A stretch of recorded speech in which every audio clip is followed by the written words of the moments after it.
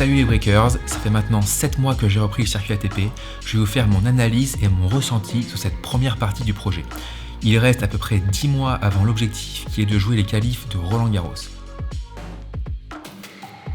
Je vais vous faire un petit récap de ce qui s'est passé sur les tournois avec mon évolution, en termes de classement, mon état d'esprit, mon ressenti, avec les moments de doute bien sûr, les blessures, les défaites parce qu'il y en a eu, des négatives, des positives, mais aussi les bons résultats et surtout comment jouer à la suite.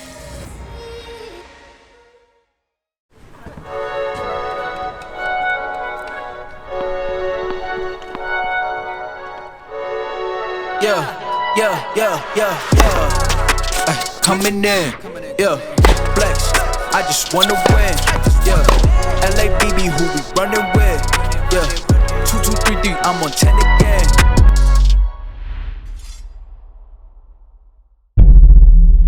Alors comment ça a commencé? Vous le savez tous, j'ai gagné l'Open de Caen 2022 en décembre à Caen, chez moi. C'était juste énorme, j'ai battu 4 joueurs extrêmement bons, Hoang, Pouille, Goffin et Humbert en finale. Il a trouvé ce qu'il ne trouvait plus finalement. Oula. J'ai reçu plein de messages d'encouragement, de félicitations et de soutien sur Instagram ou sur YouTube. Ensuite, j'ai gagné un super CNGT Hasbrook que j'avais jamais gagné depuis 6 ans en ayant un super bon niveau de jeu. Comme tous les ans, j'ai fait Bagnoles de l'Orne, le futur en Normandie. J'ai eu, je crois, une wildcard dans le tableau final. Mais là, malheureusement, blessure. Je gagnais 7-5, je perdais 3-2, blessure à l'adducteur. Première blessure, entre Bagnoles de l'Orne et Cherbourg, je me suis reposé, j'ai fait des soins. Et c'est à ce moment-là même que j'ai décidé de reprendre le circuit ATP. Je me suis posé sur une table en visio avec Arthur, mon frère, et on a budgétisé l'année et le coût sur le circuit ATP, bien sûr en embauchant Baptiste qui est derrière la caméra, son salaire, ses frais, un ostéo qui viendrait avec moi, un entraîneur, et puis bien sûr moi, mes frais d'avion, etc. Je reprends à Cherbourg, le projet est lancé, c'est parti, je suis 1014e mondial puisque en septembre dernier j'avais fait le tournoi de plaisir le futur et j'avais pris 3 points ATP. Je suis 1014e mondial, je suis dans les qualifications, j'ai une wildcard grâce à l'organisation du tournoi, que je remercie d'ailleurs. Premier tour, je joue tête de série numéro 2 des qualifs, Skatov, 230e mondial qui vient de se qualifier à l'Open d'Australie et je gagne 6-3, 6-1. Ensuite, je joue Benjamin Locke, 500e à l'ATP me semble, je gagne en 2-7. Je me qualifie dans le grand tableau, je joue Kenny De Shaper, ancien 80e mondial, je gagne 6-4 et là, premier jeu du second set, je me blesse. Sur ce tournoi, j'ai pris 4 points ATP. Ensuite, j'ai pris un mois pour, pareil, reposer et soigner mieux que la première blessure puisque je me suis blessé au même adducteur à droite. Après ce mois de soins, je suis reparti avec Baptiste au Portugal en qualif. J'ai décidé de faire les pré-qualifications qui me permettaient, si je gagnais seulement, d'avoir une wildcard dans le tableau final. J'ai gagné mes 5 matchs de pré-qualif, j'ai une wildcard dans le tableau final. Malheureusement, je perds au premier tour, donc là j'ai pris 0 points et je suis actuellement 1149e mondial. Ensuite, je décide de faire le tournoi de Toulouse, c'est un 25 000 $. J'ai une wildcard dans le tableau final grâce au directeur du tournoi. Je suis au tournoi 1143e mondial. Je joue au premier tour Maxence Beau, je gagne en 3-7. Ensuite, je joue à tête de série numéro 2, Moeller, qui a gagné juste avant 2 tournois de suite. À ce moment-là, il est 380e mondial, je gagne en 2-7. Ensuite, je bats Roy Smith, 500e mondial et je perds en demi-finale. Je retrouve Kenny De Shaper, je gagne 6-4 et finalement, je perds 6-4 au 3e set.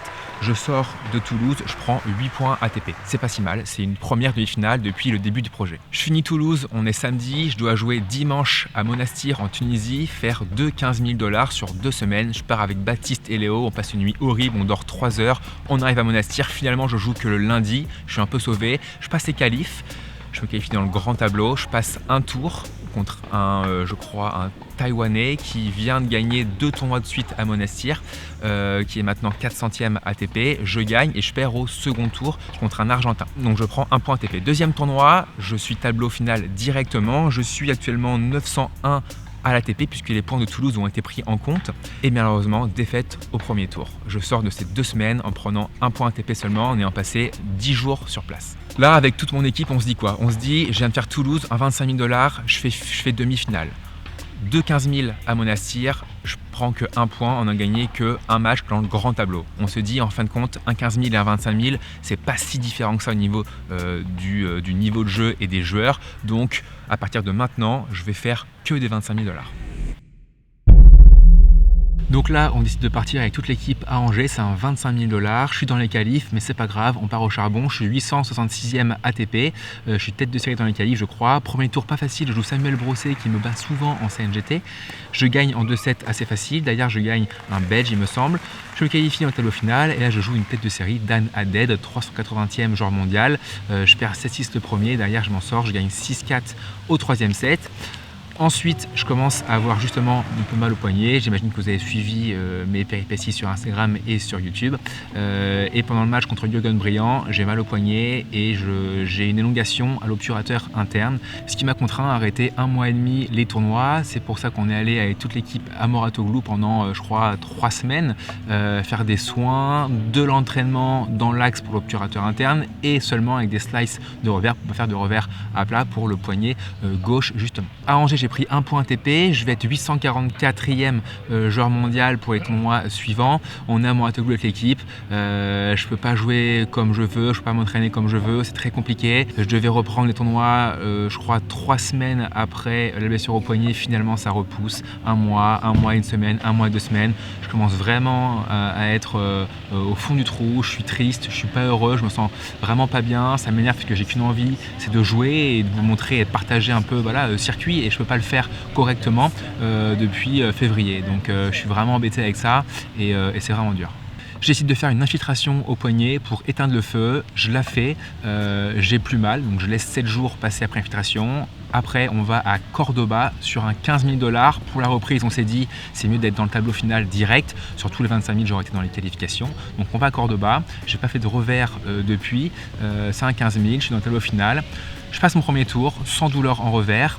Je passe mon deuxième tour à 400 et finalement je perds en 3-7. Alors Cordoba, très compliqué les conditions, 40 degrés, il faisait vraiment très très chaud. Finalement physiquement je suis bien, j'ai pas mal en revers, je perds en quart de finale et je prends 2 points ATP.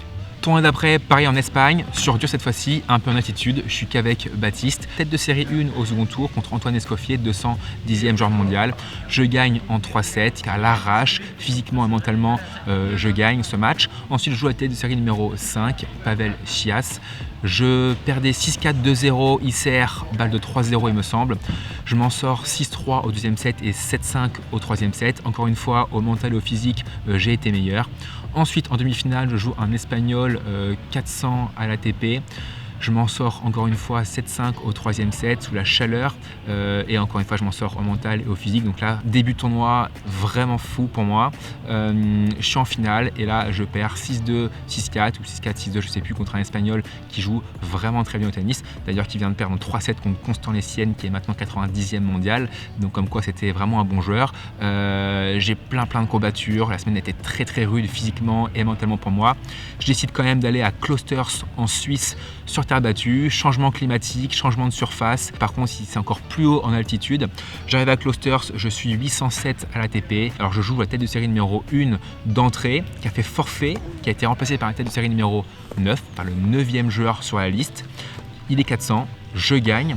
Super match, ensuite le lendemain je perds encore à 400 en 2-7. Bon tournoi, bon niveau de jeu, mais je prends que 1 point finalement et j'arrive à Idana Anova au Portugal en étant 630 ATP avec mes 16 points que j'ai récoltés à Martos. Donc voilà, en pleine confiance, je joue bien, je me sens bien, j'ai plus trop mal, ni aux jambes ni aux poignets. Idana Anova, première victoire. Derrière, je perds mon second tour contre un joueur que j'aurais dû gagner, je pense, qui est 1900e à l'ATP. Donc finalement, fin du tournoi, j'ai pris que 1 point ATP. Donc fin du Portugal à Idana Nova, je ressens encore mon poignet, je sens que c'est moins intense qu'avant, mais je sens que ça va revenir. Et donc je me dis, il ne faut pas que j'attende que ça fasse encore plus mal. J'essaie de me refaire infiltrer une deuxième fois. Le radiologue m'avait dit que peut-être qu'il en faudrait 2 pour éteindre complètement le feu. Donc je me fais infiltrer, je fais forfait à Denia en Espagne sur un 25 000, j'étais dans le tableau final. Je prends la semaine off et ensuite je décide d'aller en Allemagne où je suis dans le tableau final, c'est un 25 000. C'était la semaine dernière, je joue la tête de série numéro 1 du tableau, donc ce sont des tirages au sort, je vous le rappelle. 279e mondial qui vient de gagner un 25 000 juste avant, la semaine d'avant, donc il a des matchs dans les pattes, il a du rythme, contrairement à moi où j'ai vraiment pas de rythme, pas de match. J'ai joué à Idana Nova 12 jours avant. Malheureusement, je perds, je suis pas si loin, je perds 6-3 au troisième set, donc c'est quand même des indices qui montrent que sur des joueurs comme ça, top 300, je suis capable de les battre, ou en tout cas de faire des très bons matchs et de les accrocher. Un petit récap depuis le début, je suis parti non classé, je suis monté 608e à l'ATP en faisant malheureusement que 13 tournois sur les 30 prévus, donc très peu de matchs joués. Je crois que c'est la saison où j'ai le moins joué depuis que j'ai, je crois, 11 ans. J'ai joué 3 joueurs dans le top 300, 230 Skatov j'ai gagné, 210 Escoffier j'ai gagné et Nick Hart j'ai perdu, il était 280e mondial en 3 sets. Donc ces 3 matchs me montrent que je peux battre des top 300, des top 200, j'en suis capable, j'ai déjà fait bien évidemment et je vais le refaire, je peux le refaire. Bien sûr je peux perdre un joueur qui est 800-900 parce que je vous rappelle un mec qui est 800-900 ça joue moins 30 promo, donc finalement ça joue très très bien au tennis, mais c'est pas parce que je perds à 800 un jour que le lendemain je peux pas gagner à 200, je le sais et je l'ai déjà fait. Point embêtant bien sûr c'est les blessures, depuis 6 ans j'en ai pas une, là j'en ai enchaîné 5, c'est pas normal, bien sûr maintenant j'ai 30 ans, je suis plus vieux qu'avant, mais certainement que inconsciemment, psychologiquement, je joue les matchs un peu plus tendus, un peu plus crispés, moins relâchés, ce qui fait que je peux me blesser. Alors certes, c'est très embêtant, je suis le premier embêté avec ces blessures, je suis le premier énervé et frustré, mais voilà, ce sont des obstacles qui je pense sont pas insurmontables. Par rapport à 2015, quand j'avais arrêté les futurs, donc 7 ans après, je trouve que le niveau global des joueurs est meilleur et supérieur à il y a 7 ans. Les joueurs ont de moins en moins de points faibles, ils sont meilleurs dans à peu près, je pense, tous les domaines, que ce soit hygiène de vie, sommeil, récupération, alimentation, bien sûr la technique, le physique ou encore le mental.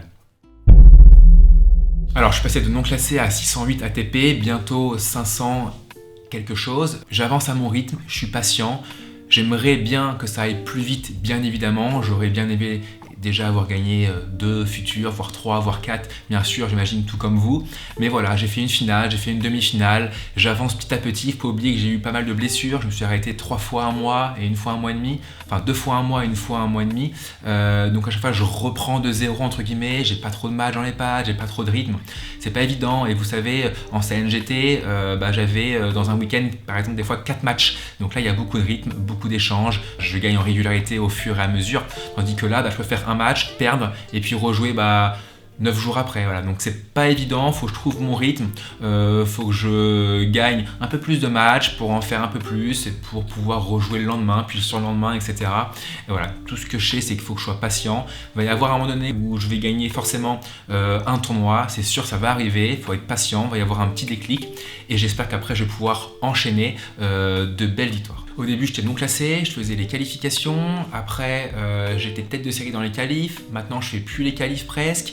Il y a eu 2 tournois là où j'étais tête de série dans le tableau final des 25 000. Donc vous voyez, c'est étape par étape et j'espère bientôt gagner, voilà, comme j'ai dit, des futurs pour être tête de série 5, 4, 3 et pour pouvoir potentiellement ensuite après faire des challengers qui sera l'autre étape. Petit bilan financier aussi, je sais que ça vous intéresse. Sur les 7 premiers mois, on a dépensé à peu près 100 000 euros, donc c'est une moyenne de 20 000 euros par mois quand je joue 4 tournois dans le mois. Bien sûr, quand je suis blessé, que je joue pas, il n'y a pas de frais d'ATP. Pour rappel, bien sûr, faut payer le salaire de Baptiste, le salaire de Florian, l'ostéopathe qui vient avec moi 1 semaine par mois, Léo aussi, leurs frais ATP, bien sûr, donc avion, hôtel, repas, etc. Et bien sûr aussi mes frais avion, hôtel, donc ça coûte vraiment très cher. C'est pour ça que voilà, depuis 7 mois, on a une moyenne de entre 18 et 20 000 euros par mois. Bien sûr, on a réussi à compenser ces dépenses avec des sponsors qui sont arrivés. Alors bien sûr, premier sponsor, c'est vous les breakers, donc je voulais vous remercier. Grâce au premier crowdfunding, on a pu financer une partie du projet. Ensuite, il y a bien sûr Célio. Hop. Voilà, donc Célio qui m'a aidé à financer ce projet, je les en remercie beaucoup. Il y a eu aussi Livinx que j'ai ici en logo sur le t-shirt de match. Il y a la clé des camps, bien évidemment, que j'ai rencontré à Mouratoglou, qui est une personne géniale. Après, il y a eu tous les sponsors dans les vidéos sponsorisées, Waifu, Trade Republic, NordVPN et aussi Tennis Clash. Malgré ces nombreux sponsors, comme je l'ai dit, ça a coûté 100 000 euros en 7 mois. C'est pour ça que le 1er septembre, je vais refaire un crowdfunding pour ceux qui veulent bien sûr participer au projet, mais je vous en parlerai dans une prochaine vidéo. Dites-moi en commentaire ce que vous pensez de mon analyse, si vous avez aimé cette vidéo et bien sûr abonnez-vous à la chaîne, c'est super important si vous voulez suivre mon retour sur circuit ATP et recevoir une notification dès qu'on sort une vidéo. Vous donnez de la force, vous m'encouragez et ça j'apprécie énormément les breakers. Je vous dis à bientôt dans une prochaine vidéo.